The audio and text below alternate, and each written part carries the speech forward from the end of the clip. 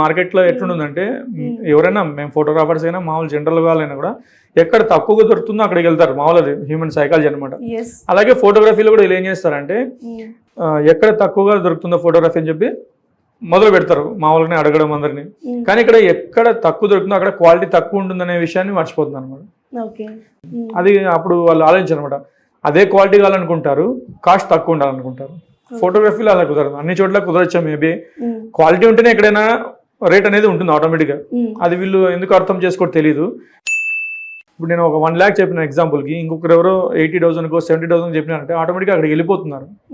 సరే వెళ్ళని, కానీ అక్కడ సేమ్ క్వాలిటీ ఇస్తున్నారా, సేమ్ మేము ఇచ్చినట్టుగా వాళ్ళు ప్రజెంటేషన్ చేస్తున్నారా మొత్తం, అంటే ఎటువంటి ఇబ్బంది లేకుండా మేము ఫోటోగ్రఫీ చేసి వాళ్ళకి డెలివరీ అయ్యేంత వరకు ఎలా రెస్పాన్సిబుల్గా ఉంటున్నారా అనేది కూడా వాళ్ళు అర్థం చేసుకోవడం లేదు. ఓన్లీ తక్కువ రేట్ అయితే చాలు, మా దగ్గర అడ్వాన్స్ ఇచ్చినా కూడా మీరు అన్నట్టుగా ఏదో ఒక రీజన్ చెప్పేసి అడ్వాన్స్ ఎన్నికి తీసుకుని అక్కడ ఇచ్చేస్తున్నారు.